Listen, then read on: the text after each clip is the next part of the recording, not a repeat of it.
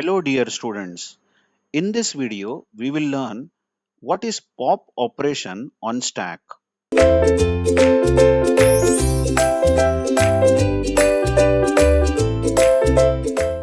Of course, in the previous video, we saw how to push a new value in the stack. That was quite a big video. Now, pop means we are removing a value from the stack. And whatever value we remove, we are going to return that value back to main. It will be important, first of all, to see how is pop called from main. So let's go on top and see the menu driven main, in which you can see the call to pop function. Just check, we are calling the pop function. And while calling the pop function, we are passing again the address of s. Remember, s is a variable of type stack which contains only one pointer called top. And pop is going to remove a value, correct, from the stack, and it is going to return the value. The value which has been deleted or removed is going to be returned, and it is going to be stored in an integer variable z, and then we are going to print the value popped is %d z. But some more things are there in this case too. Case 2 is for delete or pop. If we try to pop a value, just check, we are trying to pop a value, then it is important first of all to check, is there anything to pop or is the stack empty? Now, it can happen, it can really happen that we have called for pop operation and the stack looks like this. S is the stack which has top pointer, and this top pointer is null. What that means is that there are absolutely no nodes created yet, absolutely no nodes created, or there doesn't exist any nodes in the stack because top is null. This is known as stack underflow. Stack is called underflown if stack is empty. And really, here s dot top, as you see, is empty, isn't it? So stack is underflown. Don't you feel that before you call this pop operation, it is better to check that if empty stack, don't worry, I'll tell you what this function is. But if empty stack, then print there is nothing to pop. The stack has underflown, correct? But if this condition is false, that means if the stack is not empty, only then go to else and call the pop operation and then print the value that has been returned. So although this video is about pop operation, but there comes a companion in this video. The companion is empty function, because this empty is a function which will check whether the stack is empty or not. I repeat, this empty is a function that we have defined below. This empty function will check whether the given stack S is empty or not. And if it is empty, it is going to return true. Yes, it is empty, isn't it? So it returns true. And true means 1. We are going to return 1. But if the stack is not empty, then this function empty is going to return false. Stack is not empty, it's returning false, and false is 0. So this function empty either returns 1 or 0 depending on whether the stack is empty or not. How do you write this empty function? Just check the empty function written at the bottom here after push function. The empty function returns int. Why? Because you know it's going to return either 1 or 0, which is an int value. And 1 means true, that the stack is empty, and 0 means false, that the stack is not empty. And the empty function, as usual, is getting address of s. You might have seen the call to empty. It was called as in the if. It was called as if empty. This is the call to function, address of s. Address of s is passed. Correct? So the empty function is taking the address of s, and address of s is as usual copied in the pointer p, which is of type stack. For some time, to understand this empty function, you assume that the stack is really empty. That means top is null. Then you know that this pointer p, which is now pointing to s, because p stores address of s, as you see here, p stores address of s. We will now ask a simple question. If p arrow top, which is this top which I am underlining in the picture, p arrow top, is it null? Oh yes, it is null at the moment. That means the stack is empty. So the function returns 1. 1 means true. Stack is empty really. Isn't it so? So empty function is very easy. Just inspect the value of top. If top is null, simply return true. Otherwise, return 0. When will be 0 returned? That is false returned. Imagine that we have pushed some values in the stack and stack is not empty. In that case, the stack is going to look like this.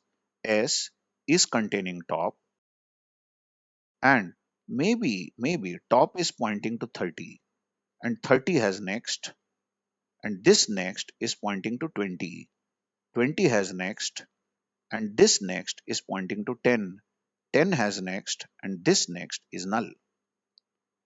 What you see is top is not null here, isn't it? Top is pointing to 30. That means P arrow top, this top, equal to null is false. So the function is going to return 0, which is false. What that means is false is returned means stack is not empty. So come on, tell me, how do you call pop function from main? It is very risky, isn't it, to call pop function without inspecting whether there is anything to pop or not. So whenever you are interested in removing a value from the data structure, you can see you just ask if stack is empty. Simple words, isn't it? This is what it does. And if the stack is really empty, it will print stack underflow and not go to else, because if it's true. But what if this condition is false? That means stack contains a few values. Then it goes to else and calls pop function. The pop function takes the address of s, removes the topmost value, and stores the returned value in z, and finally prints the value of z. I hope you have understood importance of empty function. Very important, isn't it? Now let's inspect the pop function. How to remove a value from the stack? Remember, pop takes the argument as address of s, and s has been written in the bracket. So let's scroll down and let's see the pop function. Okay. So to understand the pop function, first of all, let's imagine a stack like this, which is not empty, of course. Stack should not be empty. Let us say s top here points to 30, which has next points to 20, which has next, and next points to a node which has 10, which has next, and this next is null. So as you know, all these are nodes. So come on now, you just inspect this pop function and just see how these statements will get executed, isn't it? Now observe that this p stores address of s, because that's the parameter passed. So p points to s. We have declared one local variable x. So x is a new variable I am writing down here. And what we are doing is we are saying p arrow top arrow data. Just check this p arrow top arrow data. What is p arrow? First of all, p arrow, just check p arrow top, p arrow top arrow data. That means we are talking about 30, isn't it? Just follow the pointers. P arrow top arrow data is nothing but 30. And that 30, this is 30, will be stored by the local variable x. So x is 30. And our plan is that we are going to return this x.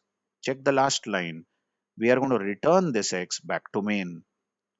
But then after making x equal to 30, the next line is very important. P arrow top equal to P arrow top arrow next. Just check this line. That means P arrow top, check this again. P arrow, this one, P arrow top should point wherever P arrow top arrow next points. But P arrow top arrow next points to 20. That means the pointer P arrow top should no more point to 30, correct? But it should point to 20. And exactly it should be done because remember we are deleting 30, we are popping 30. Then top points to 20 now. We could have added one more line here before return x. Before return x, we could have written free that particular node. We could have written that, but no need of writing it because although you don't free this from the RAM, but then this node is of no use now. This node is lost. This node is lost. How come? This node is lost because there is no pointer pointing to it. And you see the top is very well pointing to 20. So your stack starts from 20 and 20's next points to 10 and 10's next is null. So if you are asked now, which are the values in the stack?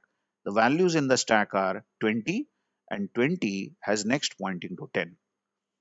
That's it. And finally we return this x which is 30. So 30 is returned back to main. By the way, if you execute pop function again, pop operation again, what will happen? What are the values in the stack now? Only 20 and 10, isn't it? So we have 10, its next, as you all see, are null, and we have 20, its next is pointing to the node which stores 10. And we have S, whose top is pointing to this 20. Now, if you start the pop function, again P stores address of S.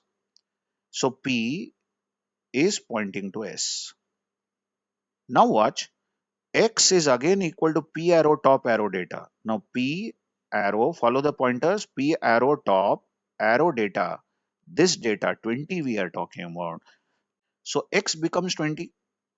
And then this line P arrow top should now change. P arrow top should change to P arrow top arrow next.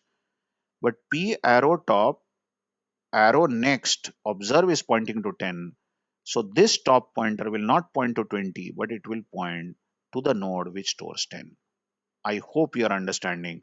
Now you see this top pointer is pointing to 10. That means this 20 is as good as deleted. It is of no use now. It is lost and our stack starts from 10. This is how the pop function has been designed. Yes, I agree. We should have added one statement called free and we should have physically removed this 20. But even though if you don't remove this 20, it will be removed. I mean, it is of no use, although it is there in the memory. Maybe in the later videos, when we implement Q, we will make use of this function call called free in those videos. That's how pop works. I hope you have understood, and empty function also. Thank you very much.